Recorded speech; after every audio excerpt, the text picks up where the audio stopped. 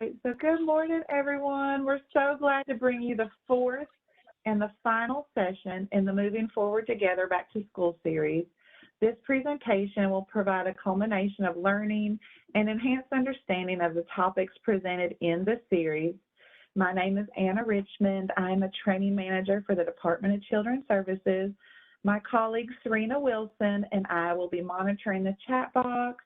We'll be helping with any technical assistance, and we do want you to use that chat box to ask your questions. We have a as you all will see shortly, I'm going to do some introductions. We have a great panel that has a lot of information to share with you all, so please ask some great questions today. Now, just an FYI, that time and attendance will be monitored for our NASW Social Work CEU certificates as requirements dictate full participation. Now, I'll just give a little bit of information about Webex, and then we'll get into an intro of our presenters.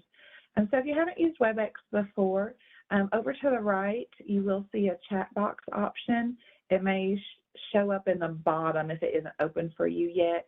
Just click on that chat to open that up.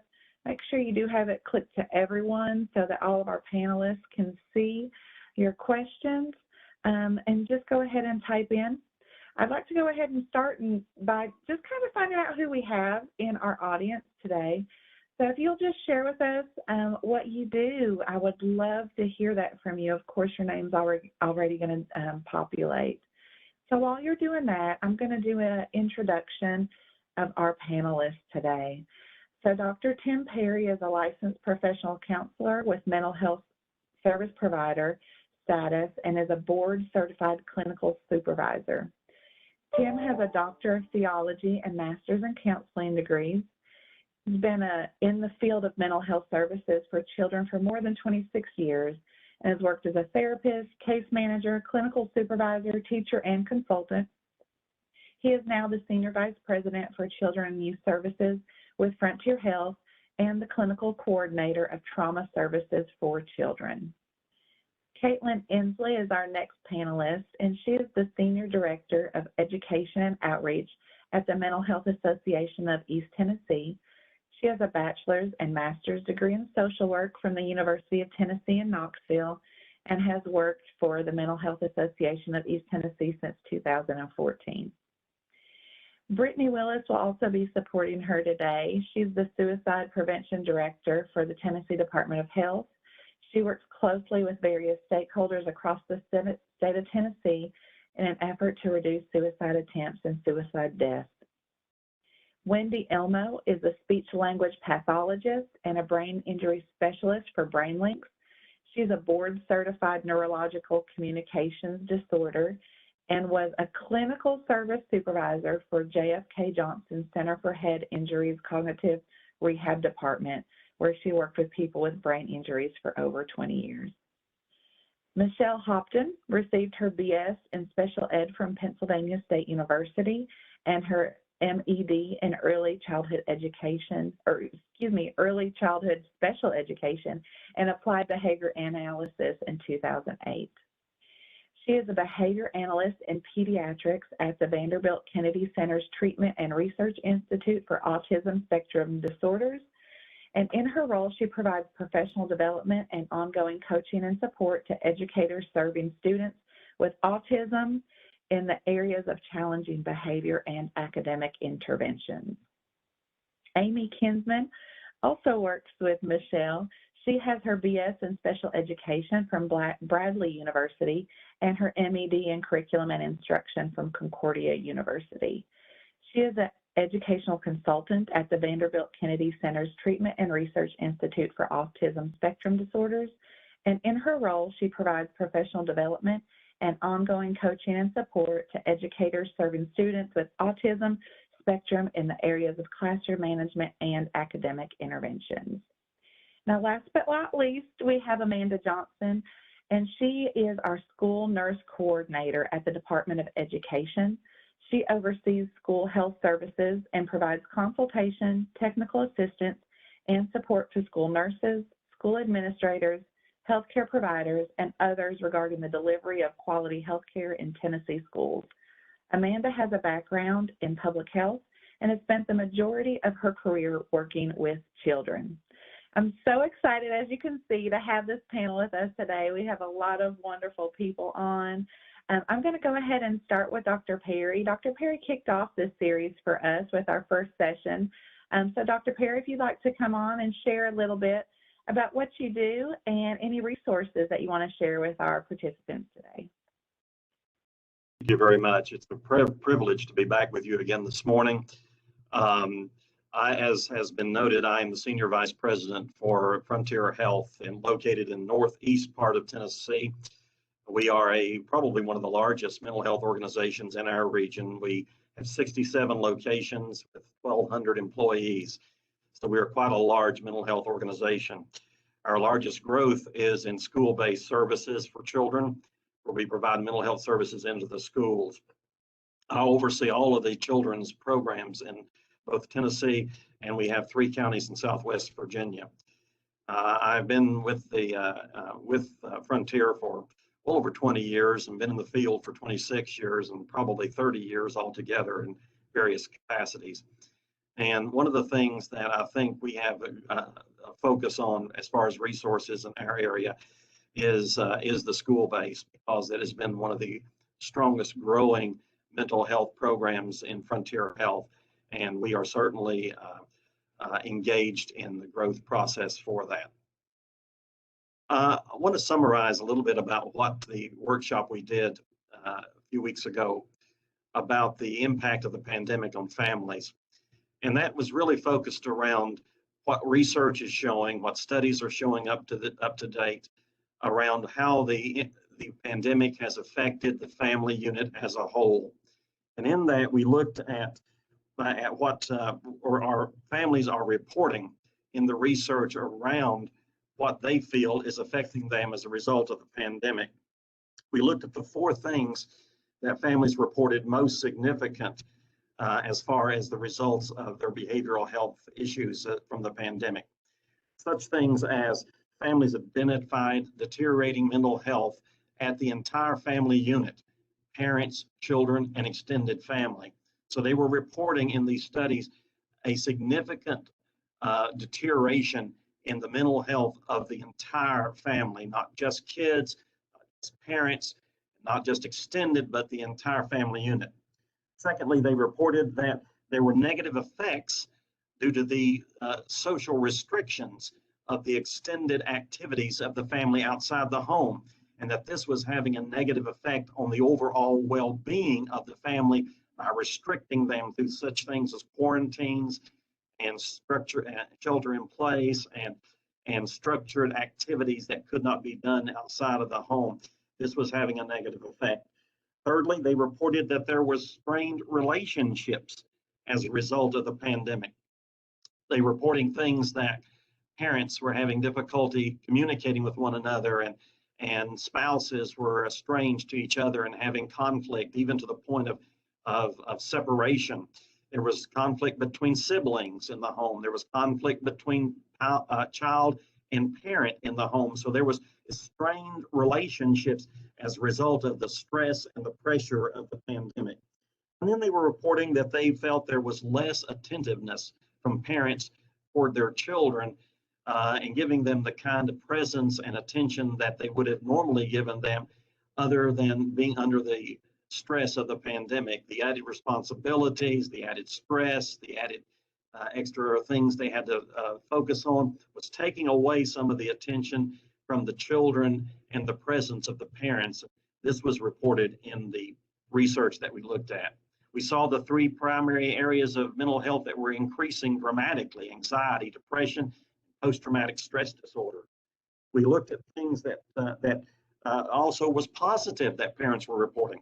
Some parents reported that being together was showing a sense of bonding with their children and more engagement in their child's lives through the virtual learning that they were engaged in. So there were some positives that, although there may be underlying stress, that they were identifying as a result of the pandemic. And then we looked at what were reported by parents as the 5 most concerning things that they were concerned with as regarding the pandemic, the aftermath of the pandemic. The first was how they were seeing their children more withdrawn and having more problems sleeping, concentrating, and retaining information and completing tasks. Secondly, they were concerned with the lack of face-to-face personal interactions that their children were having that they would normally get in the regular school environment or the play environment or the social environment that had been restricted or eliminated during the pandemic. And they were fearful this was affecting the socialization development of their children. Thirdly, they were concerned over the increase in substance misuse and experimentation and addiction that was growing with adolescents in particular as a result of the pandemic. They were concerned over their children being academically behind in school and the added frustration and stress that this was putting on not just the children, but the family as a whole. And then finally, they were concerned over the lifestyle changes that this pandemic may result in for their children, in particular because children were having more screen time than ever before. They were having less physical activity, less outdoor activity. How would this change the lifestyle choices and activities of children? This was of grave concern. So those were the 5 major concern areas that we heard of from parents. We talked a little bit about emotional scarring and what that means, and how that was the result of the traumatic experiences that so many children and families endured during the pandemic and faced. And we talked about that new term that's growing, the collective trauma experience, and what that really means, and a kind of a new definition of trauma. Dr. David Trickey, a definition that says it's an interruption or a rupture in our meaning-making systems. In other words, how we view ourselves, how we view the world, how we view others, and that definition of trauma truly fit with the traumatic experiences that so many families faced during the pandemic that resulted in this collective traumatic experience. And then we finally concluded the study by the presentation by talking about the fact that this pandemic is not entirely over. We are still going through the pandemic. We're still seeing resurgence of the variants of this virus. And as a result, people are getting sick, people are going into hospitals, and people are dying still. So we've not truly come out the other side just yet. We've had a downward slope, and we're continuing to hope that will be the case as we see and will see, I think, for months and maybe years to come, these resurgent events occur. But it's not truly over entirely. So we don't yet know altogether what the full outcome is going to be emotionally of this pandemic on families. We need more research, and we need more investment in observing families and interacting with them to see what's truly going to be the long-term effect of this. And we need to approach problems through the research has told us as families start dealing with these through a multi-disciplinary, multi-component manner, that we have to do this as a collective body versus a singularity kind of approach to dealing with the problems that families are going to be facing. So this is kind of, in a nutshell, what we talked about in the presentation that we did regarding families, how that we will, and I think we'll still see more of these effects as we go through the months and years, perhaps, following this pandemic. Thank you so much, Dr. Perry. If anyone has any questions for Dr. Perry, please put those in the chat box. I do have one, Dr. Perry, that came in to me. The question is, what do you feel is the greatest challenge that families will face from a behavioral health point of view from the pandemic? That's a great question. It's really a wide open question. You know, we have seen things from the pandemic in the family as far as parental stress, financial crisis, restructuring of the school environment to a virtual environment, to the family unit as a whole being reorganized. All of those are challenges that families are going to be facing in the wake of this pandemic. What we've seen really as the 2 big things that I think are going to be the biggest challenges for families. One is the increased mental health needs of children. We have seen that they're already reporting these variances of mental health problems increasing at various age ranges with children as a result of the pandemic. Elementary school age children, for example, from the traumatic experiences they have seen, we are hearing parents reporting they're having difficulty concentrating, difficulty retaining information, difficulty with emotional regulation. Middle school age children, with the more screen time and more virtual learning that they are experiencing, we're hearing parents talk about them having difficulty with anxiety, with alone time, and a difficulty formulating relationships and peer relationships, which is key in the developmental stage for a middle-aged child.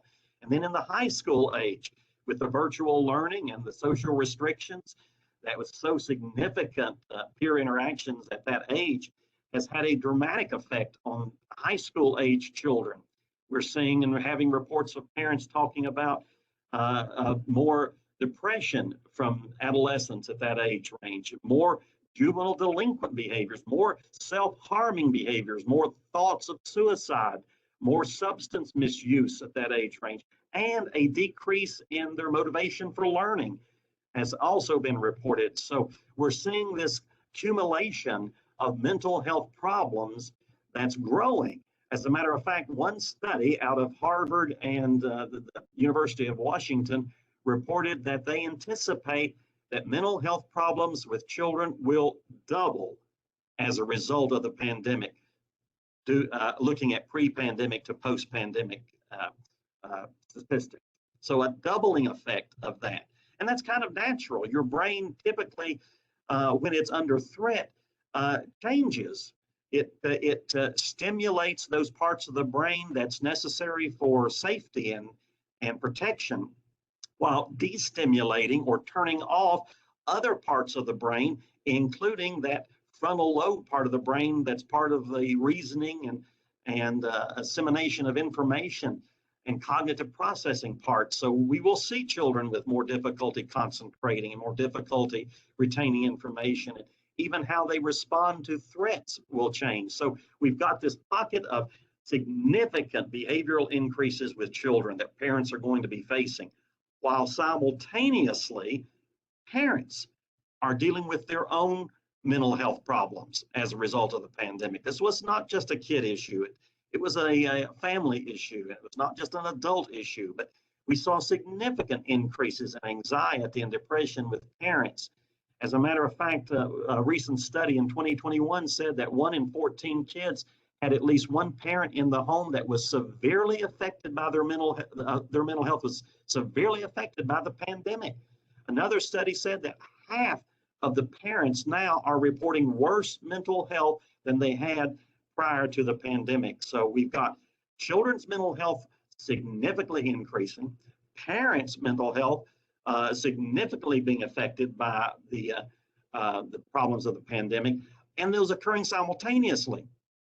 Two of them overarching one another and interacting with each other, while at the same time, the healthcare system in our country infrastructure is stretched nearly to its maximum resources.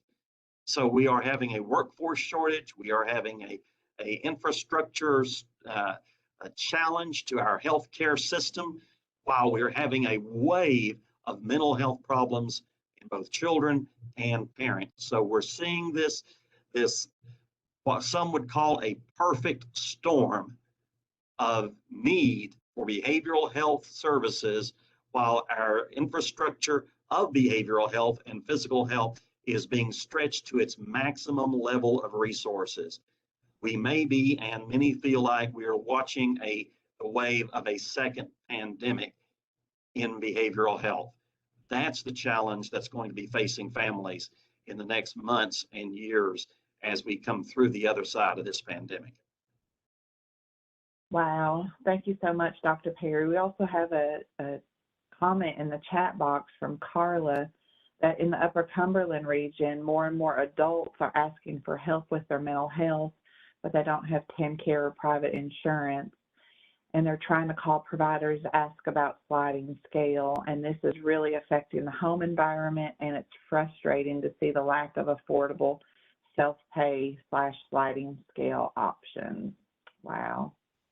You know, one thing, if I may mention, one thing, Tara, I would look into is behavioral health safety net.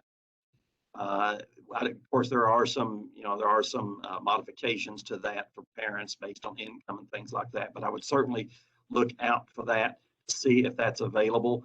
One thing we have seen for children is a better opportunity for kids who are either uninsured or have commercial insurance that doesn't cover needed services like case management or family therapy, being able to get them enrolled in behavioral health safety net that will cover the cost of those services. So I would certainly explore that, both for the parents and for the children.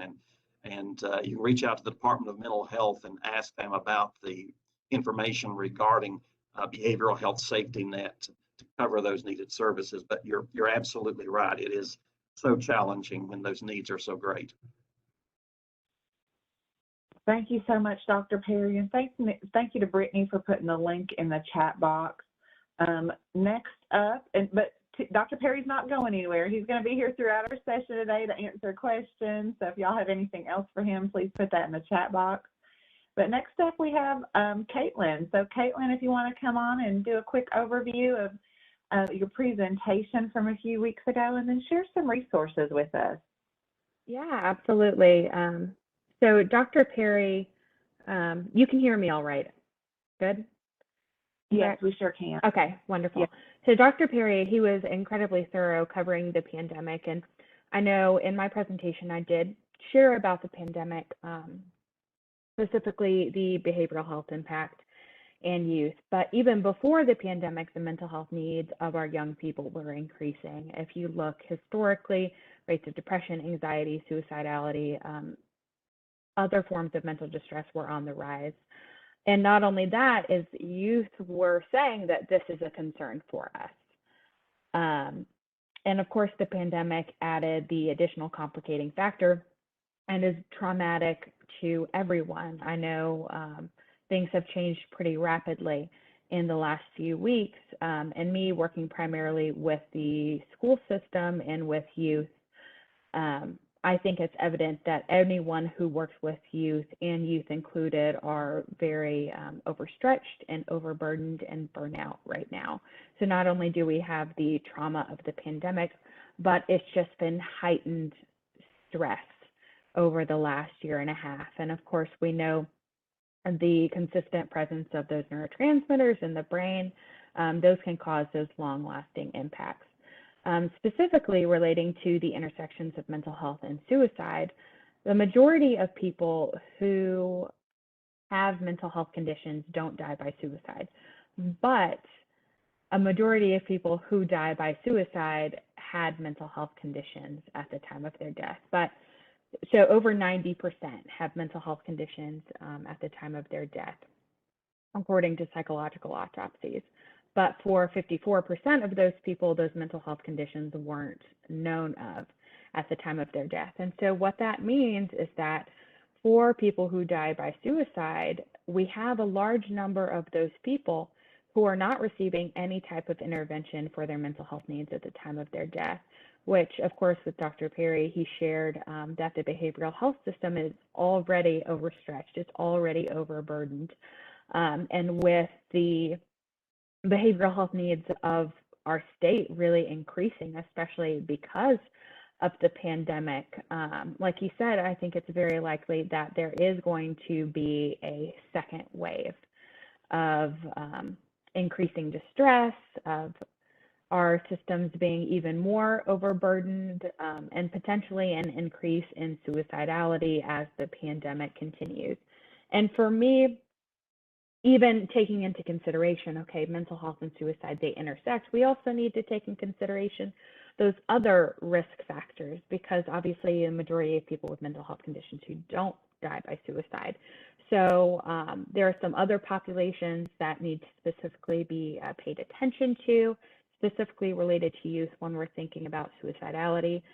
children who have that history of trauma, especially trauma in the home, abuse, children who are a part of a high-risk group, such as LGBTQ persons or Native American persons, not necessarily because of their status in that group. For LGBTQ youth, it has more to do with the lack of support.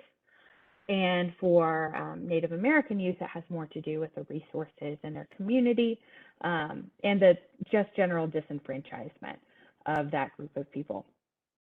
So paying attention to those additional risk factors and being able to look out for those tipping points or triggers because people can exist for a long amount of time with a mental health condition. And even if they're having suicidal thoughts, they may not necessarily act on those thoughts. They're in sort of maintenance mode. So paying attention to tipping points, so those things that can sort of push them into that space of hopelessness, where suicide appears to be the optimal option to end that distress. So if someone has had a recent death, which of course we know with the pandemic, death has been incredibly prevalent. If someone has been diagnosed with a chronic health condition, and which of course we know again with the pandemic, there are people who have long haul COVID. Specifically, we talked a little bit about tinnitus, which is basically ringing in the ears, and how that has been an increasing symptom with the long haulers. And tinnitus itself is associated with an increased risk in suicide, as well as other sort of tipping point events like losing an opportunity, losing a job. Those things can sort of push people to that point where they're actually thinking of suicidal action. But in terms of addressing that suicidality and really underlying mental health distress, for me, the approach needs and should be multi-tiered. It starts with, first and foremost, trying to model some of those good mental health behaviors ourselves, and ultimately hoping to change some of the culture surrounding talking about mental health. And that was, I think, one of the benefits, at least early in the pandemic, is because everyone was seeing their mental health being affected in some way. People went out of their way to check in with their friends, their family, and make sure they were doing okay. I think compared to now, where there is almost a push to return to normal, where there's not necessarily as much grace, as much giving, and as many conversations about mental health. And two, just reshaping things where we can have those conversations about mental health, where self-care is emphasized, where flexibility is an option for people to be able to determine what works best for them. But focusing on those modeling those healthy behaviors, building those skills of resilience, like feeling in control of your situation. And of course, because utilizing behavioral health services whenever you can. But like we've already talked about, the system is already overburdened. So that's why it's important for there to be a multi-tiered approach, because if we rely solely on our ability to be able to see a provider for ourselves, our families we work with, or the children, we may have a difficult time accessing those services in a timely manner, especially like Carla was sharing, having trouble finding providers that see a sliding scale, and more private practice providers are no longer taking insurance. So that's creating an additional barrier, which is why, of course, then too, I recommend advocating for system change. Tennessee is definitely not the worst in our nation when it comes to suicide deaths, but we are far from being the best. And so taking the time to have those conversations with our legislators, trying to address some of those workforce issues, and not only bringing more providers to our state, making sure they are a diverse slate of providers. Because especially people of color, they want to see providers that look like them. And so trying to build up that workforce and just starting to make those changes system level and making sure providers that are being taking insurance are being reimbursed appropriately as well. And I think so taking care of things not only on an underlying cultural level, but addressing things and helping people access services when they need, and then advocating for system changes. I think in that way, we can just create a better culture in Tennessee so we can address some of these mental health needs of our kids and ultimately prevent suicide deaths across the state. And lastly, I did just want to share a little bit more about what I do. So I work for the Mental Health Association of East Tennessee. Our mission is to promote mental health awareness, wellness, and recovery within Tennessee. We accomplish that a few different ways, but the program I work with primarily is our Mental Health 101 program, and that's our youth education program. So we go into middle and high schools and basically try to equip students with some of those tools of resilience, connect them with the resources that are within their school, especially so many schools have behavioral health liaisons, so many have contracts with mental health providers. And so making them aware of those and helping them connect them to resources whenever possible, and giving them the tools they need to intervene in someone's life that they care about, because so often youth are the first one to notice those signs in their friends, and so they can connect those people they care about to resources. We also offer free mental health screenings through our website. Those are done through Mental Health America, which again points to, I think, the mental health need in our country, because those screenings just skyrocketed in 2020, increasing millions of screenings from the previous year. And so those are free and anonymous, and do a really great job of helping people get that starting place. So hopefully start having some of those conversations or potentially seeking care when needed.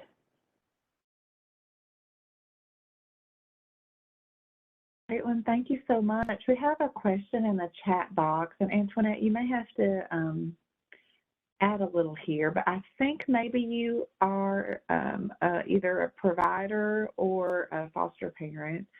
So if so, we'll go from that lens. So Caitlin, the question in chat from Antoinette says, oh, great, a child care provider, thank you. Are there options for providers/caregivers? And she's a child care provider. I do need some clarification on that question. What do you mean by options? Do you mean options for helping people access treatment, or options for supporting youth?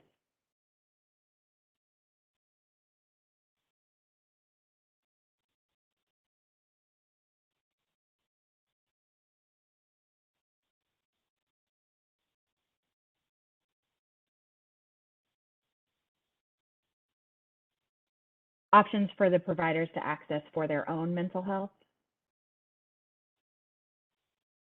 Okay, perfect. So the process for providers to access for their own mental health is pretty similar across the board as with anyone who's wanting to access services for their mental health. I'd say first and foremost, I always encourage people to do research on their options in their area, making a lot of calls and seeing the soonest appointment that you can get. There are wait times of at least, I would say, 2 weeks minimum for all providers, probably private practice and community mental health centers included.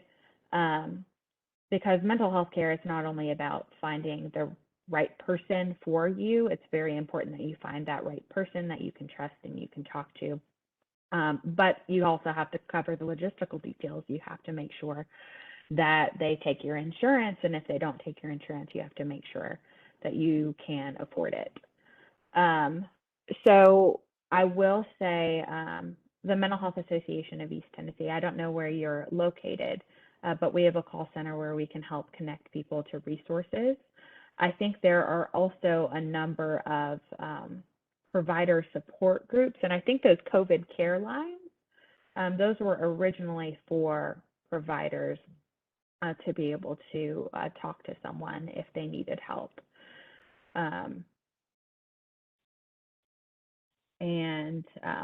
Basically just starting that process and surrounding yourself with other resources as well. Because when it's obvious all of us are dealing with mental health issues. I think that is clear. I myself, I am completely overburdened and overswamped. But providing yourself and surrounding yourself with as many resources as possible. So it's not just trying to access mental health services by doing your research, figuring out what's going to work for you, trying to get an appointment, but also informing your support network so they can provide additional support, seeing if there are any support groups in the community or call lines that you can call, and also working on your self-care and coping strategies, trying to make those as healthy as possible, because not one approach doesn't work for everyone. Some people, they do well by just changing their routine and trying to make changes in their life that are healthy. Other times, people do need clinical mental health counseling, and that works for them. Sometimes they need medication management. But the Mental Health Association of East Tennessee, we're more than willing to consult with you and help you identify what resources are going to work best for you. Because it is very important for us to not only take care of the children and the families we work with, but we have to take care of ourselves, because we are seeing, we have a workforce issue, period, but so many people are leaving the field because they are already overburdened and overstretched. So we have to make sure we take care of ourselves as well. I hope that answered your question, Antoinette. Yes, Antoinette, thank you so much for asking that question. That was so important. She said, yes, Caitlin. And Caitlin, thank you so much for sharing your information. Caitlin's going to be with us throughout our sessions today, so keep putting those questions in the chat. And right now we're going to move on to, let's see, I think we've got Wendy up next. So, yeah, let me get your slide going, Wendy, and make you presenter so you can move forward if you'd like, okay? Thank you. You're welcome. All right. So I had talked about resiliency. This was kind of like the happier end of things. So we talked about what resilience is. It's a bouncing back in the face of adversity, and the fact that it's not just, even if you kind of think that you are resilient, got through something very well, the next time you face an adversity, there's a very likely that you are going to go through a process. It's not just going to be, okay, now I'm resilient. So it's a process of kind of figuring out that situation. And in addition to what it is, we talked about why we need it, why it's important, what it has to do with the brain, and then at different ages, how we can get it. We talked about this interconnectedness between having good brain health, having good mental health, resilience, physical health, and even longevity. How all of these things are very much connected. The fact that hardship is how we become resilient, and that there are really valuable things that come from hardship. And we would all like to, I'm sure if we had a vote in things, we'd like our lives to just be very smooth and easy. However, hardship really makes us who we are and allows us to grow and change in our relationships and figure out new possibilities for our lives and really have a sense of strength about ourselves and even spiritual development. That's where we become resilient, is through the hardship. Resiliency was so connected to the brain. We talked about the fact that with stress, there will be change in our brains. And we know from the ACEs, the Adverse Childhood Experiences literature, that that causes change in the brain. But if we go through the process of becoming resilient, more resilient, we will actually see change as well, and we'll see more change, and it will be positive change, whereas the changes that go along with stress are negative changes. And so in becoming, here's like another reason to become more resilient and to work on this is because not only we're going to feel better, but it's because we're seeing changes in the brain, and that's neuroplasticity. We talked about the fact that in brain terms, resilience is our ability to calm the amygdala, which is kind of deep inside the brain, and that's an emotional center, and then turn on the prefrontal cortex. So it's not like we're dimming down our emotions. We're still going to feel emotions. We're not going to feel that craziness so much, or we're going to be able to calm that down and turn on the prefrontal cortex where we have a lot of our decision making and planning and organization, so that if we are facing some sort of stress, that amygdala will calm more quickly and our prefrontal cortex can take over and help us to figure out our way out of this situation or our next steps through this situation. Stress is really what we perceive it to be, so we've got to get a good relationship with stress. Someone's fun is another person's terror. And I'll skip to this one to talk about the stress studies. That first one that we talked about, I think, is so important, where they looked at a huge number of people and asked them whether they had had a lot of stress in the last year or not, and then whether they thought that stress was harmful or not. And the people who had high stress had a higher risk of death in 8 years later when they took a look back at these people. However, the people who had high stress but didn't think it's harmful had a greater chance of living through that time period, even more so than the people who didn't have stress to begin with. So again, we've got to get a good relationship with our stress, because it really has an impact on our health, and we saw that in the cancer and heart attack studies, and we saw that that optimism is so much better than realism when you're facing a situation. So let's say you have a health scare. It's so important to be optimistic through it, and everybody wants us to be realistic, and so it might mean sitting down and having a talk with people that says, hey, I need to be optimistic. And I need you to help me to be optimistic. Stop trying to get me to face reality. I get it, and if we need to have a discussion about what the reality is, so I got it, okay, but I'm going to be positive about this situation. Talked about the fact that there are many, many doors to go through for resilience, that there's not one way. And I would say choose a handful of ways that you're cultivating in your life. So relationships are so important. We have to have that feeling that we have people around us, even if it's a person. Self-care, many ways to do that. Meditation and sleep are two important ones. Optimism and humor. A passion in life, and this can change throughout your life. Seeing resilience modeled is really important for the children. So if we want our children to be resilient, we have to be saying and doing the things that are going to be teaching them how to be resilient. We need to support our brains through exercise and healthy food and many other ways. Building those frontal lobe executive functions. We talked about ways to do that. Meeting people where they are. We can't force this. We can't say, hey, if you're more optimistic, you're going to do better. Well, okay, that's a process. How do I get there? I can't just get over it. Faith and hope. We talked about that. Faith has so many components of resilience, things that are positive for resilience. And then, of course, professional help at any time, and going back for professional help when it's needed. And let me just say, since that's come up a lot here, is about the lack of professional help. We face this in the brain injury community a lot, where there's a lack of resources. Either they've gone through the resources that they've already kind of been entitled to through their insurance company, but they're still having issues. I kind of see this as very, very similar. And what I talk to those people about is, look at all of these other things that we can work on.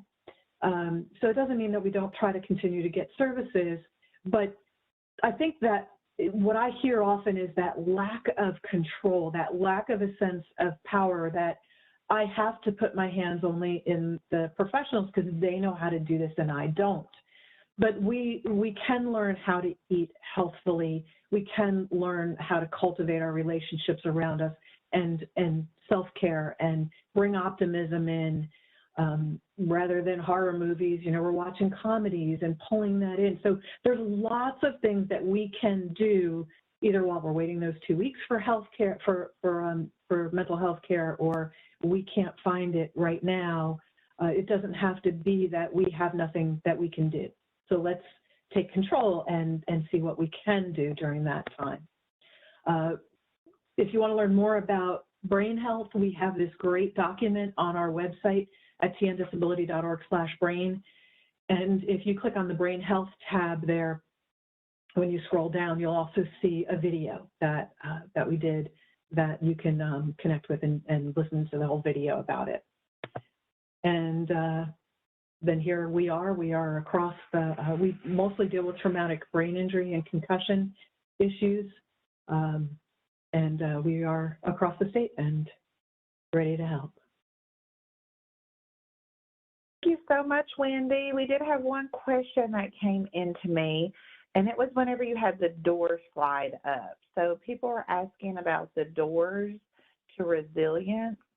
They said if you had to pick the top 3, which ones would you choose to build resilience?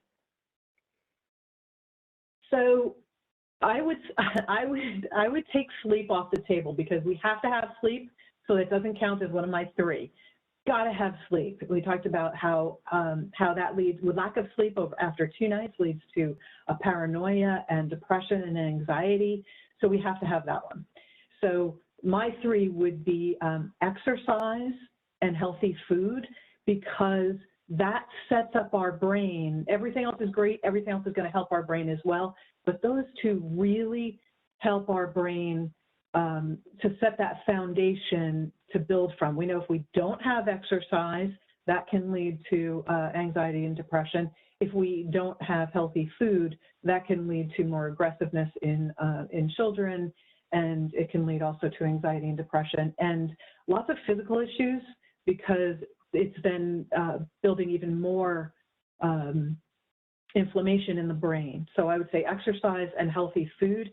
And then if I had to pick only one other, I would say maybe faith, because we talked about that it has so many components. And if you don't have, if you're not a faith-based person, that's okay. Kind of look at some of those components that we talked about. So having community, there is that sense of empathy, and there's usually helping others. And a lot of the beliefs also support resilience, and one key one is that this is all happening for a reason. And if you watch someone who believes that, say they can be faced with something very tragic and say, okay, this is happening for a reason. And that gives them the ability to kind of go forward in that sense that we talked about of it is what it is.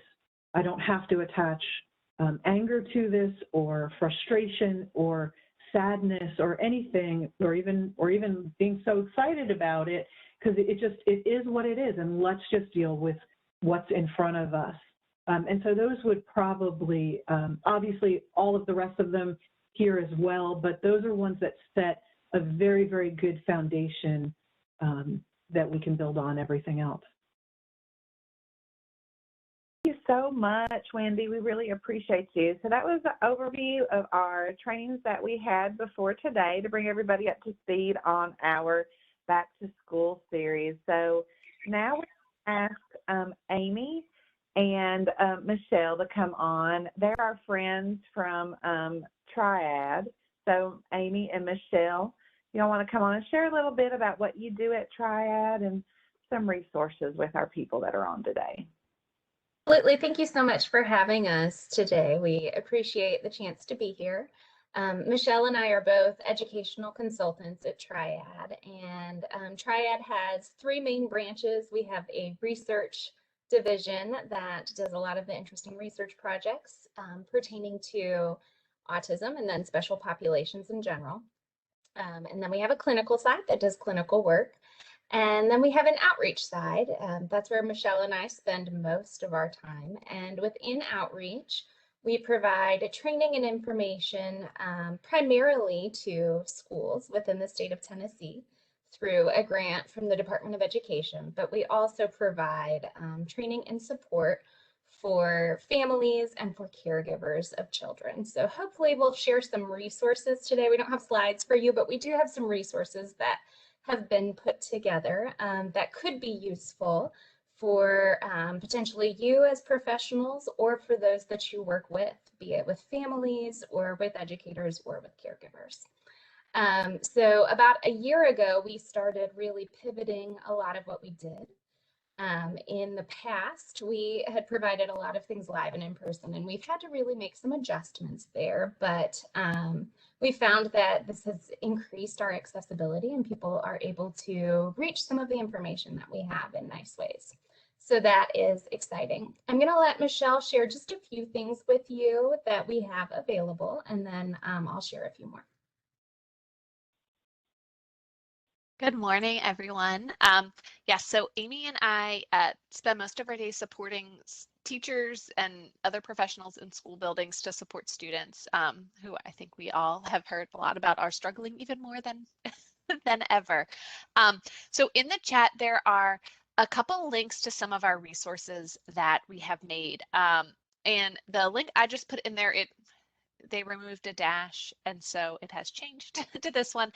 But if you want to click on it and look now or later, we just have some supports available for geared for kids who might be getting hospitalized or intubated or extubated in returning to schools, about wearing masks. So some of the changes that we know kids are facing and have faced. We also have a couple tip sheets geared for educators, including caregivers who are providing education to students who are remote learning, about some best practices for providing instruction or supporting students who are receiving remote instruction. And another kind of, we have a ton of other online resources as well. And I think kind of for this audience, a lot of our services that are geared for educators, I especially think for people that work in the foster care system. I know it can be tricky for the students to be successful in school at times, and for the families to advocate for them. And so you can provide a nice bridge kind of if you think that the educator might need a little more support and would be willing and open to that. I would strongly encourage you to do that.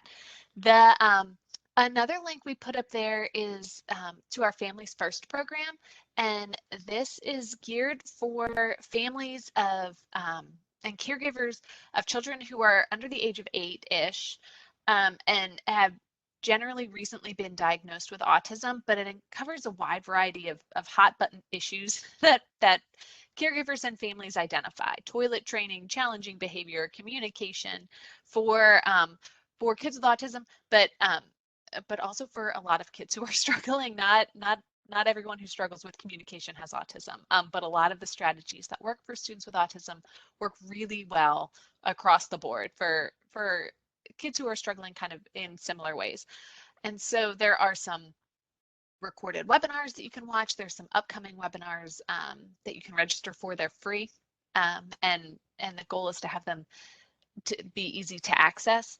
Kind of an added benefit of that program is it provides a network of support for other caregivers kind of in the same boat. That's something we hear consistently when people attend. We used to have in-person events, and we're working to continue that as we've shifted to more online, just to provide another ear to listen to, kind of a little mini support system, I think, which some of our other panelists have spoken to really nicely as a really important need right now. Then I think Amy's going to talk about some other resources. Absolutely. So we also have two different PDFs that we've linked, and these were created last spring as well. The Department of Ed, and specifically Special Populations, asked many of their grantees to put together a list of resources that they had geared towards families who were now finding themselves in situations where they were the educators, or educators who were trying to pivot and provide meaningful service in different ways to students who were now mostly at home. And so this is many of these grantees' resources available, but it's organized in a really nice and understandable way. I know I'm probably not alone in thinking, maybe back in May and June that these would no longer be necessary for us this school year, but they are. And so hopefully within these PDFs, you can find some resources that may be useful and helpful right now. Different recommended websites or videos that caregivers or educators could use, ways to supplement some service that's happening when it's been very tumultuous right now with in and out of school and back and forth and who's there and who isn't. And then just one, I did see pop up in a Q&A, a great question. I believe it was during Wendy's chat. I think it was from Ms. Ramona, and she asked about teaching resilience to children under 5. And I just wanted to add on a layer to that.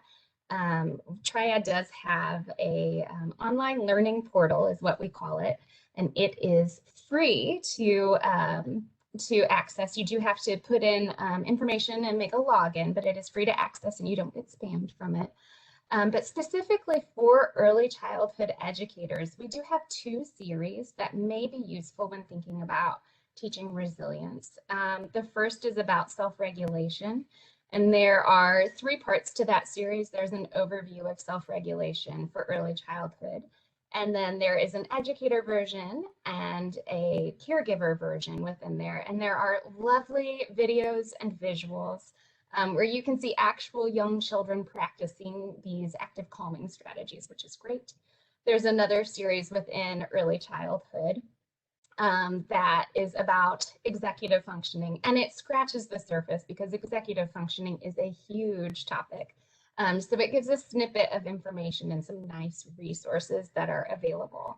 Many of these also have school age versions as well, but I know the question was about young children. And so that is available to watch. And just like what Michelle answered in that chat box, our system is really great for educators because it does keep track. It makes it keeps a record of what you've watched so that you can have proof of professional development for that. So a lot of resources that are available, and they're available asynchronously, which is nice during times like these when it can be hard to get away from families or from classrooms or from professional issues. So thank you so much. And if there are any questions, we're happy to answer. Wow, so much information. I really love how you shared the resources. Just to let everyone know that's on the call today, I will be sharing those in a follow-up email, so be on the lookout for that as well. So specifically, we have a question that came directly to me for you all. So specifically around children who identify on the autism spectrum, is there anything in particular that we can do with them to support them during this time? So I think one of the best strategies that we can probably promote is just priming. Priming is the idea of setting the stage for success and of sharing as much information as we can about what's coming up. And so priming can look a lot of different ways, but priming can just be sharing the important critical information in a way that a child would understand, and really relying heavily on visuals to support that. I think that's a great one. But Michelle, I think you can probably add on there too. I was going to say the exact same thing. Is the more we can give kids warning, I think, especially in kids with autism, but I'm going to say kids who are having a hard time, whether it is because for whatever reason, the more warning and prep we can provide them and the less surprise is generally better. And again, as Amy said, the more we can show people with pictures or practicing, what is it like to get your what is it like to have a stethoscope on your, when the doctor's listening to your heart, versus just like using words to explain things is also really helpful. I think of that kind of for myself. If I'm trying to build like a piece of furniture, the written directions feel very confusing, but like a video is so much more helpful. So remember yourself and some of those stressful moments and what supports you, and doing that, I think for all kids and adults can be really important. Thank you so much to both of you. Michelle and Amy, y'all have shared a lot of information and a lot of resources. I know we all appreciate that. So let's move to, last but not least, the fabulous Amanda Johnson. Amanda is our school nurse coordinator at the Department of Education, and I know our nurses are so overwhelmed. So please, Amanda, come on and share with us what you do and how we can support our nurses in our school system. Thank you so much. Good morning. So as Anna stated, I'm the school nurse coordinator for the Tennessee Department of Education. And I want to take just a minute to review the department's Best for All strategic plan and what I do and how my role really ties into that. So the department's strategic plan sets a vision and intention that together as a state, we will set all students on a path to success. The plan does have 3 priorities. So academics, all students will have access to a high quality education. Educators, Tennessee will set a new path for the education profession. And finally, student readiness. So schools will be equipped to serve not only the academic, but also the non-academic needs of all students. And that is where my role ties into, where my role falls as a school nurse coordinator. So I work closely with school nurses across the state, really providing support and resources, technical assistance, and professional development for school health services. On my team, we also have a physical education and physical activity coordinator, and she's done a lot of work on how to keep students physically active, even out of school, and when students were learning remotely. And I want to share the Department of Education's coordinated school health page. This has sections for all components of coordinated school health, including my area, health services. And if you're not familiar with what Tennessee Coordinated School Health is, it really aims to connect physical, emotional, and social health with education through 8 interrelated components. And this coordinated approach really improves student health and students' capacity to learn through the support of families, communities, and schools working together. I also am going to share the Active Students, Active Learners webpage. It has tools and links there as well that really support movement, how movement ties into academic performance and health. And you will find so many helpful resources and links that not only school nurses, but families, educators, and others can access. They're really for anyone in our community. So I'm going to drop those in the chat. Oh, looks like Anna has started. Thank you.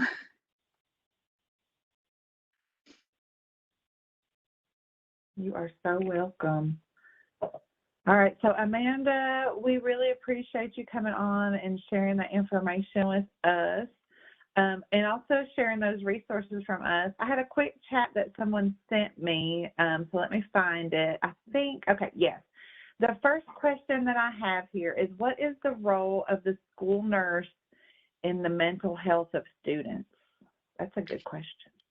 Yeah, so school nurses, as members of the interdisciplinary team, they really collaborate with school personnel, community healthcare professionals, students, and families, really in every aspect of care. So assessment, identification, intervention, referral, and follow-up for children in need of not only physical health issues, but behavioral health as well. And because school nurses have regular access to students, they're usually the first person that student sees. They are really uniquely qualified to identify students with potential behavioral health concerns. And school nurses serve as advocates, facilitators, and oftentimes counselors for behavioral health within the school environment.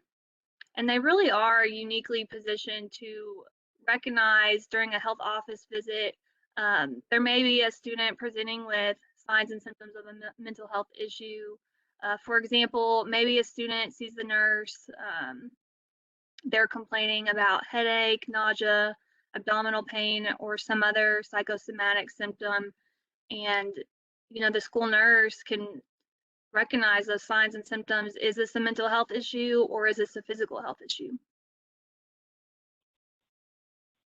Wow, that's really great. Thank you so much for sharing, Amanda. So at this time, I invite everyone to add their questions, comments in the chat box so our panel can get you all the information that you need. I want to thank everyone for sharing their overview and their resources, but we'll take just a moment, give people opportunity to use that chat box and type in. If you'd rather come off mute, there is a raise your hand function, or you can just chat in the chat, hey, take me off mute, and we can get you taken off mute as well so you can ask your question. All right, looks like we've got one that's come in. So my question here is, it's more mental health related. So Caitlin or Brittany, this may go to you, or Dr. Perry. Let's see. It says, what are some things that we've learned about mental health during the pandemic, and how should those things that we've learned inform our actions moving forward? That's good.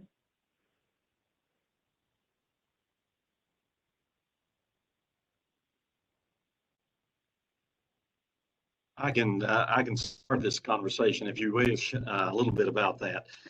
One of the things that we learned about mental health is it is not a solely individualized issue.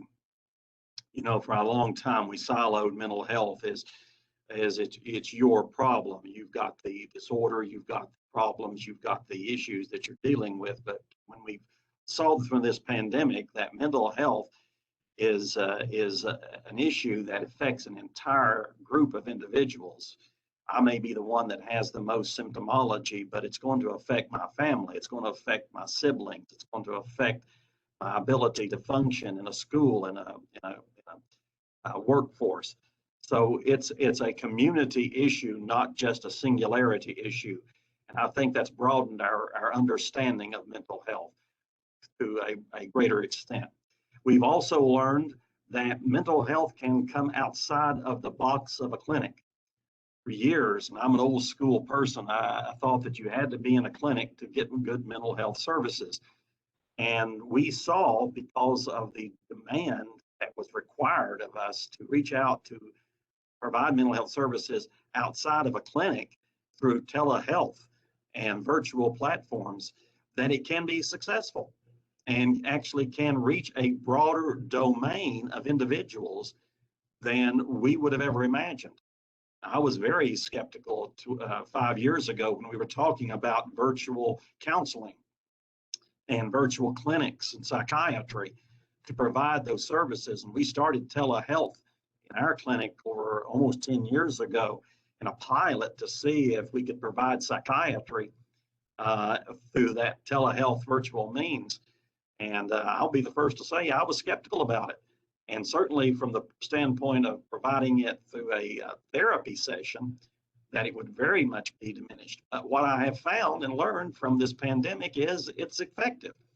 It may not be the end all for all clients. It's certainly not going to be the best means to every client that we have, but it certainly has been a means to reach families for mental health services that were unreachable perhaps in other means, and it has been effective. So we've learned a lot about technology and the uses of technology with behavioral health, and that has been something that's actually positive that's come out of this dark cloud of the pandemic. So we've seen the stigma diminish because of it, because it's an everybody problem, We've seen technology be embraced to expand opportunities for service coverage. We've seen that we need to reach people where they are more with mental health problems like school. I so much appreciate the comments about coordinated school health. We work so closely with them in our school systems and behavioral health, and they are a vital part of that process. But the need to reach kids at that level, because that's where they are congregating and can be seen, going into homes and reaching families in their home environment, going into community centers. We're developing new contracts with YMCAs and Boys and Girls Clubs and our faith-based community, going to churches and embracing that mental health is not just a community agency issue, but it's a faith-based issue too. So I think those have been things that we've learned from this pandemic and hopefully will help us grow from it. I hope that answers some of the question. It does. Thank you, Dr. Perry. Does anyone else want to add?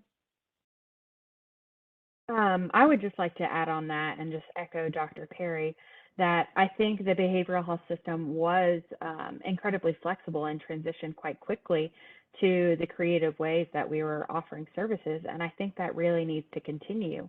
And these conversations about mental health, a recognition of mental health as a cultural issue, not just an individual or a quote unquote failure of an individual person, we need to start having and keep having those conversations and not just pressure people to return to what we were doing before, because what we were doing before was working. And like Dr. Perry shared, that still traditional approach may work and definitely will work for a lot of people. But continuing to have these conversations, and we don't need to pressure people to return to the pre-pandemic way of life, because I think we've built a lot of momentum when it comes to behavioral health care and conversations about behavioral health in the last year and a half. And I think it will be really helpful to continue having those conversations and making changes in a forward direction. Thank you so much to both of you all. We do have a quick question in the chat box from our folks from Vanderbilt, from Triad. The question asks, are certificates offered after completing a past webinar or training? So we do offer within the system, there is, I keep forgetting the word, a transcript. It will give you a transcript that puts out what you've watched and how long it's taken, so that educators or others, if they need professional development hours, they can use that to count for that. Perfect. Thank you so much to you all. All right, and then we've got another question around resiliency. So Wendy, this may be yours.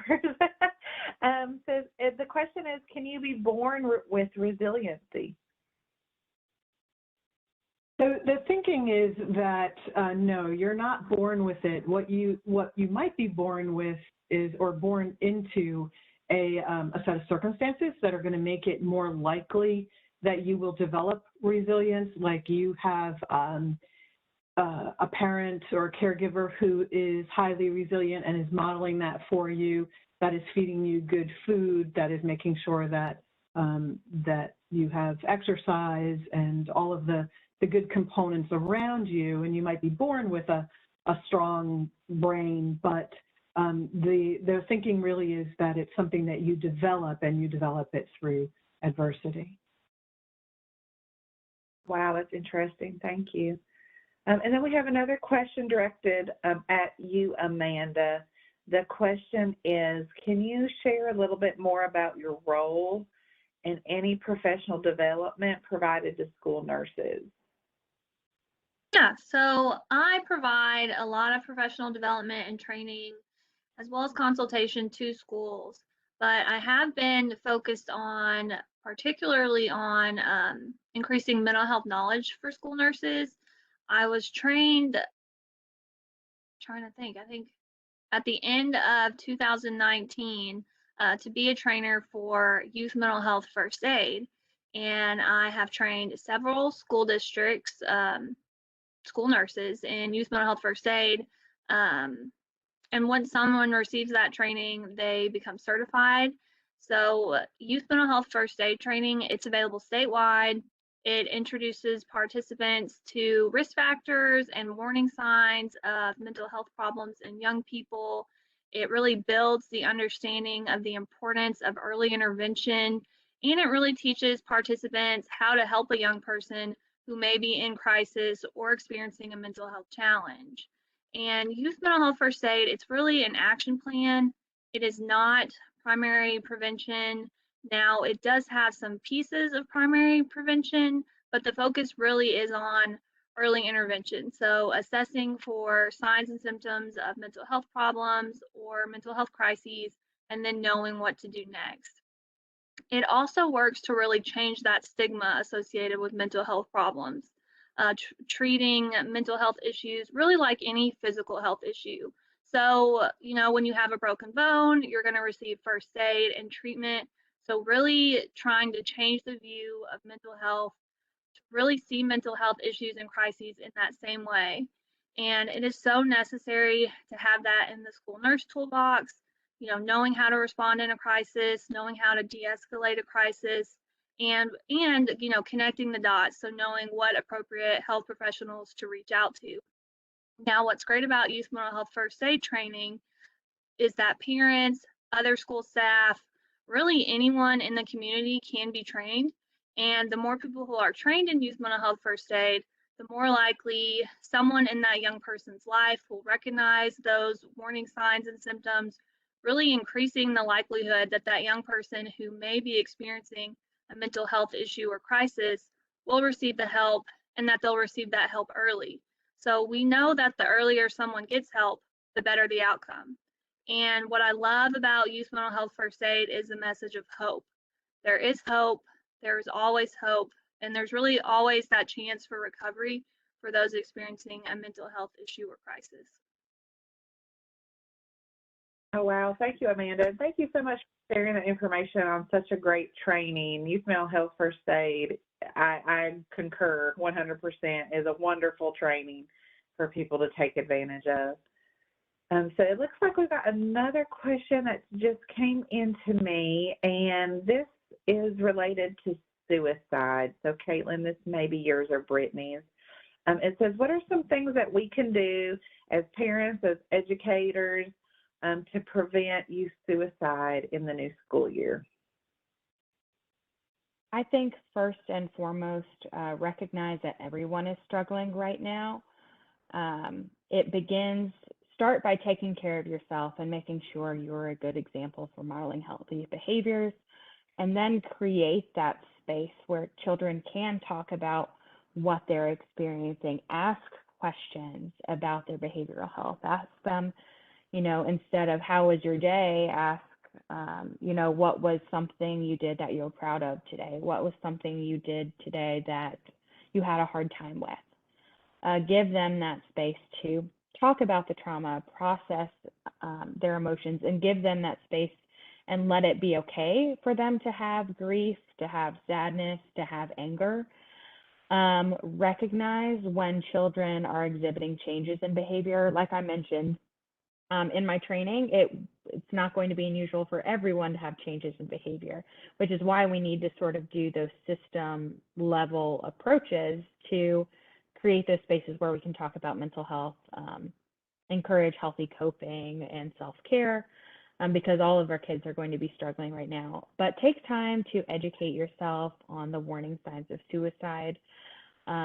Make sure whoever you're working for has a suicide intervention plan. If you're working for a school system, you should absolutely have a suicide response plan. Make sure that you're educated on that process. Take the time to meet the school's counselor. Take the time to make sure you've got the local mobile crisis numbers on your cell phone number and saved, posted in your office. Keep the National Suicide Prevention Lifeline handy. Make sure you're aware of the state crisis line. And yes, Brittany added in the chat, there are tons of free suicide prevention trainings across the state. My particular favorite, QPR, is quick and easy, usually about an hour long. But if you have more time, the one that is probably my favorite is Assist. It's a 2-day training, and includes more practical intervention skills, like actually role-playing, having those conversations in an environment where because the conversations are hard,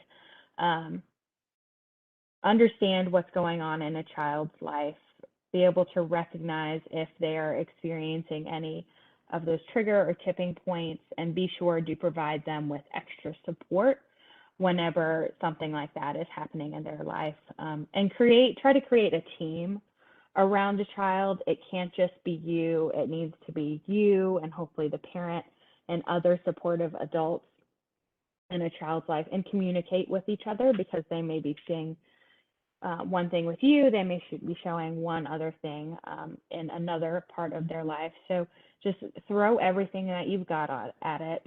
Make sure you recognize those signs of struggle. So changes in behavior, if they start exhibiting warning signs, like if they're making statements like that they wish they could fall asleep and not wake up, if it seems like they're hopeless. If they start using drugs or alcohol, that is one of the risk factors for suicide. If they start giving away things that are important to them, just make sure to be educated and informed so you can intervene whenever you see those signs. Thank you so much, Caitlin. And we have one last question. And thank you to Brittany for sharing all those resources and information in the chat box. We have one last question, unless anyone else adds anything. But the question is out to everybody. So whoever wants to answer this, please do. It's a pretty open question. It just says, what can we do? What can we do to help our families and help our educators right now?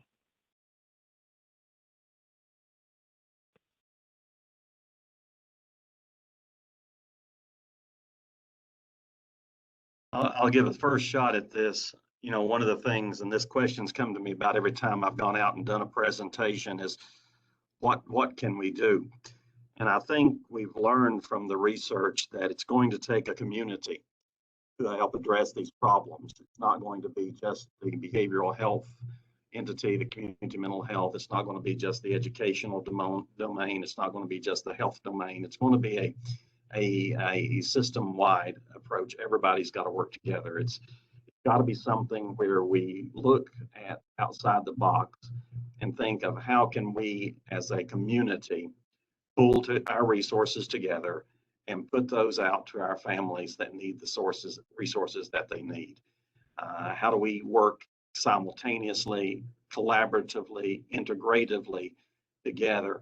Because these problems are not going to be isolated into just the school or just the home or just the community environment. They're going to be affecting us in every domain of our daily lives.